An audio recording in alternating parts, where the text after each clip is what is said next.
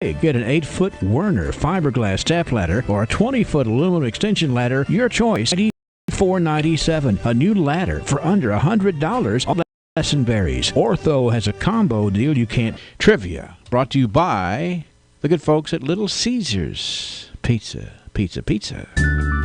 Wrap me in bacon, wrap him in bacon, and pour bacon crumbles on my head. $18.99, still made today. Which car make is it? I'm looking for the make of car, American automobile, the oldest continuous history car, first built in 1899, and still made today. Trivia. Buick. Not a Buick. Trivia. 651-914-9800-956-1023. Trivia. Dodge. No. 1899, the first one was made, and it's continued to be made today. Hello, Trivia. Ford. No. 651-914-9800-956-1023. Do you know what's the car that the oldest vehicle? 1899 it was built first, and it's been continuously in operation. Trivia. Chrysler. No. Trivia. How about Oldsmobile? That's it. Who's speaking? Tim Coulter. Tim, what do you know about this? Oh, You hadn't won this month, have you, Tim? No, I hadn't won this month, yeah. Okay, all right, I want to make sure you're not. I don't expect you to be cheating us. What do you know about this? I just took a lucky guess that they were one of the ones around Buick's time. Yeah. That's about all I know, really. Yeah, well, here, I gave you a big clue. Did you hear the clue?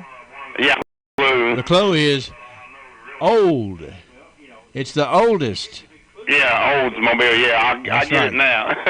But now that was the guy's last name was Eli Olds. Oh, okay. Eli Olds. I think his middle name was Ransom. Eli Ransom Olds. Okay. Developed the car. You ought to read about it because, it's kind of a really neat-looking car here. Yeah, I see it up there on the picture now. Yeah. Well, the thing is, it's part of our history. That Olds going back to 1899. Oh, okay. Older than any other continuously made American automobile.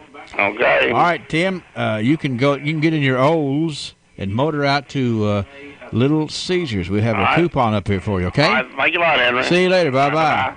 Tim Coulter. Yeah, Tim says it's Olds.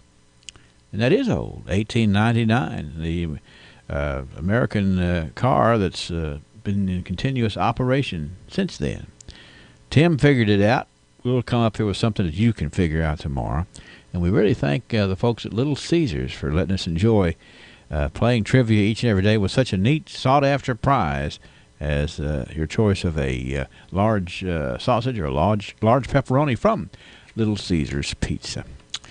The news is now. When the going gets hungry, the hungry gets Wendy's, especially with $1.99 kids meals after 4 p.m. Because when you get dinner, your kid gets dinner for just $1.99. It's a win-win situation at participating Wendy's for a limited time. CBS News Update, remembering the victims in Poway. A vigil last night after one congregant was killed, the rabbi and 2 others injured when a gunman opened fire at Saturday services near San Diego. It's really a small minority of people who can't accept that we're all human beings. He had evil in his heart, and love is what will conquer that. Police have arrested the 19-year-old suspected gunman who may have left an online trail of evidence. Correspondent Steve Futterman is in Poway. In this manifesto, which authorities believe was written by the accused killer, John Ernest repeatedly makes anti-Jewish comments. He says every Jew is responsible for what he calls the genocide of the European race. I'd rather die in glory, he says, than not to do something about this evil. A funeral will be held today for 60-year-old Lori Gilbert Kay, who threw herself in front of the rabbi. CBS News Update. I'm Deborah Rodriguez. The Royce Radio Family. WCLU, 1490 Glasgow. WCLU FM, 102.3 Munfordville, Glasgow. And W276DO, 103.1 Glasgow. Hello, I'm Anthony Myatt. Thanks for calling. How can I help you? I need life insurance, but it's so complicated. It can be. As a Modern Woodman agent, I'm trained to design the best plan for you. Great. Thanks a lot. I'm so glad I called you. Call me anytime at 427-6807. Get to know your local Modern Woodman representative to plan for your financial future and learn about valuable member benefits. Modern Woodman of America. Touching lives, securing futures. Securities offered through MWA Financial Services, Inc., a wholly owned subsidiary of Modern Woodman of America. You know you can depend on WCLU for local news on the air, online, on demand at WCLUradio.com.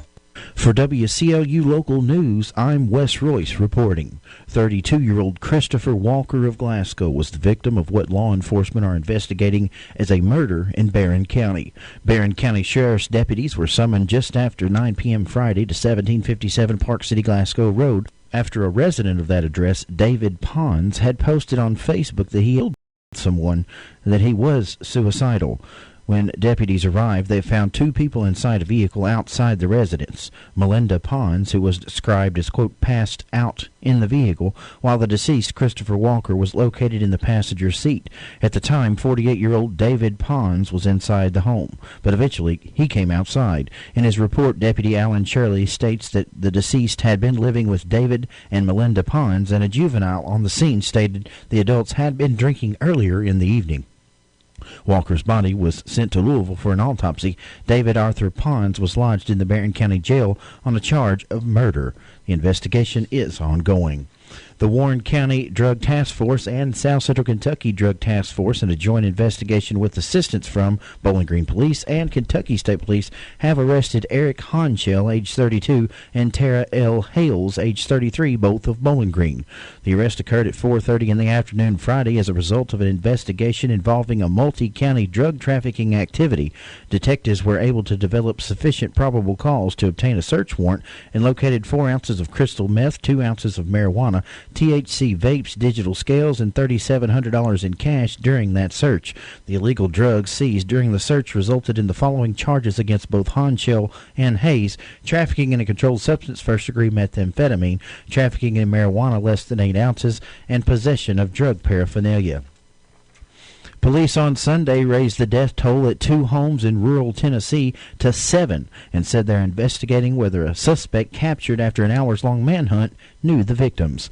Michael Cummins, age 25, was taken into custody Saturday night after being shot about a mile away from one of the Sumner County crime scenes, according to the Associated Press. Police said officers responded to a 911 call from a family member that led to the original discovery of 4 bodies and an injured person at the first home. The injured victim was transported to the hospital with unspecified injuries on Sunday. Then, the TBI said in a statement the body of 2 more victims had been found at the home. Another body was found on Saturday at another home in the area. The TBI believes the 2 scenes are related. The slayings were near the town of Westmoreland. Authorities have not released any details about the victims. They also have not said what kind of weapon was used. Police vehicles on Sunday blocked access to roads outside the homes.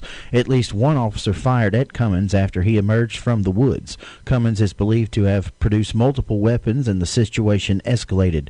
He was then taken to a hospital for treatment of what's believed to be injuries that aren't life-threatening.